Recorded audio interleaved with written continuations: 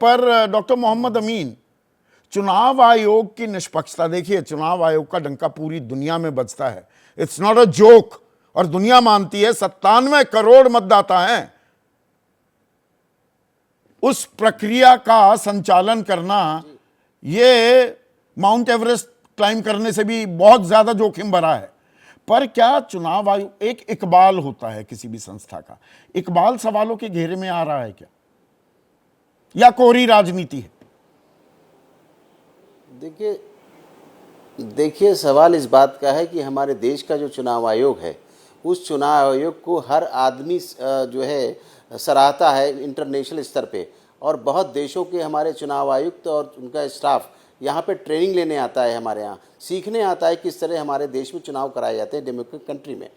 अभी जो बात चल रही थी आपकी कि अभी क्या होता है कि जो प्राइवेट चैनल्स हैं उनका हमेशा ये होता है कोई एक्सीडेंट हुआ, उनका 200 आदमी मर गए, लेकिन वही दूरदर्शन है जो सरकारी दूरदर्शन है वो क्या पहले फैक्ट पे जाता है, वहाँ के एडमिनिस्ट्रेशन से बात करता है, वहाँ से रिपोर्ट लेता है, उसके बाद नहीं, आप इसका बहुत सरलीकरण कर रहे हैं। आप ये समझ रहे हैं कि हम हवा में ही कोई खबर बता देते हैं। हमारे पास वो दूरदर्शन अभी भी बैलगाड़ी की रफ्तार से चल रहा है, हम बुलेट ट्रेन की रफ्तार से चल। नहीं, जहां पर बात होगी वहां मैं एतराज दर्ज करूंगा।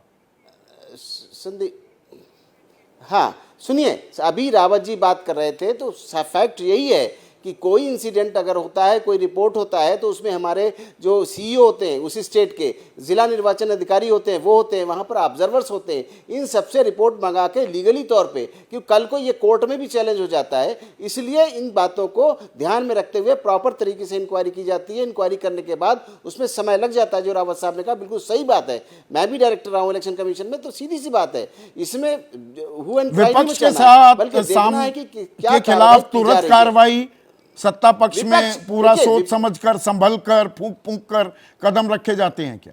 यह विपक्ष का आरोप है।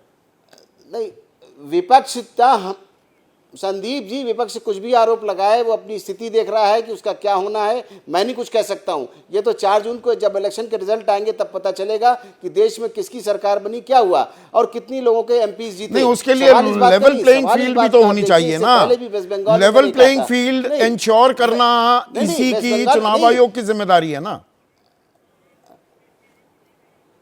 नहीं, यही उद्धव ठाकरे के फादर की बात मैं कर रहा हूं कि परेल में चुनाव हो रहे थे असेंबली, तो उसमें इनके फादर को, मैं बड़े ठाकरे साहब को, मिस्टर गिल थे चुनाव आयुक्त, उन्होंने इनको वोटिंग अधिकार से छीन लिया था, बिल्कुल छीना था, छीन गया था 6 साल के लिए हिंदू शब्द का प्रयोग किया था जी, ये रिकॉर्ड में है ये। हाँ, 6 साल के लिए तो ये तो 90 के दशक का चुनाव आयोग और 2024 के चुनाव आयोग में भी कोई फर्क आ गया है क्या?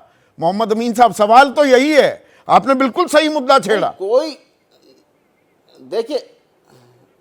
देखिए सवाल इस बात का नहीं कि चुनाव आयोग किसी का फेवर करता है, चुनाव आयोग हमेशा निष्पक्ष चुनाव कराता है। देखिए अभी आप घोष को दिया गया बंगाल में, यहाँ पे कांग्रेस की प्रवक्ता को दिया गया, उसके बाद सुरजेवाला को दिया गया, ऐसा नहीं है। और केंद्र की राज्य मंत्री जो कर्नाटक से हैं उनको भी वहां पे नोटिस नहीं, मैच फिक्सिंग के भी आरोप लग रहे हैं। एक मिनट अमीन साहब, ये नीलेश कुंभानी, मतलब एक मिनट जी, थोड़ा, ये सूरत में हाँ नीलेश कुंभानी, चलिए जी, प्रस्तावक के हस्ताक्षर नहीं मिले, डुप्लिसिटी हो गई, जो डमी कैंडिडेट था उसके भी पर्चे खारिज हो गए, बाकी 8 उम्मीदवार भी नामांकन वापस ले लेते हैं।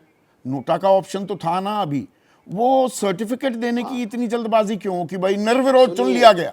और 89 के बाद पहली बार हुआ है ये। सुनिए, सुन लीजिए जी, ऐसा है कि वो चूंकि गुजरात का केस है और सूरत का है, इसलिए हर आदमी की निगाहें, और प्राइम मिनिस्टर भी गुजरात से, होम मिनिस्टर भी गुजरात से, इसलिए इस तरह की बातें की जा रही हैं। लेकिन हमारे निर्वाचन अधिकारी डिस्ट्रिक्ट कलेक्टर ने नियमों के अंतर्गत कार्य किया है। नियमों के अंतर्गत 2 और 25, इसके तहत उन्होंने पब्लिकली सबके सामने, मीडिया के सामने एड्रेस करते हुए उनको सर्टिफिकेट दिया और बताया कि घोषित किए गए।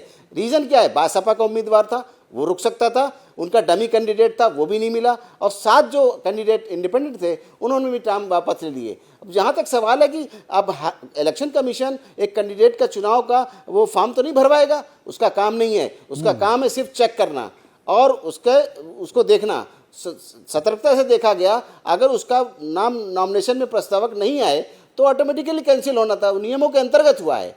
2/25 थोड़ा सा और जिक्र किया पर गया है। अजीब और नहीं ये लगता, ऐसा छोटा मामला नहीं है। नामांकन ये कल को कोर्ट में निरस्त चैलेंज हो होगा। जाते हैं एक उम्मीदवार के, बाकी 8 संदीप जी, उम्मीदवार कल को मैदान ये छोड़ कोर्ट में देते भी हैं। चैलेंज हो सकता है, इसकी क्योंकि इलेक्शन तस्दीक, कमीशन अपने इसकी ऊपर कोई बात जांच नहीं रखता। पड़ताल तफ्तीश देखिए, सब संदीप कर जी, ली थी। बात मानिए। हाँ, सुनिए, अभी ऑप्शन खुला हुआ है। इस केस के अगेंस्ट लोग कोर्ट और सुप्रीम कोर्ट भी जाएंगे, लेकिन हमारे जो चुनाव अधिकारी हैं वो नियमों के अंतर्गत उन्होंने फैसला दिया है। चलिए,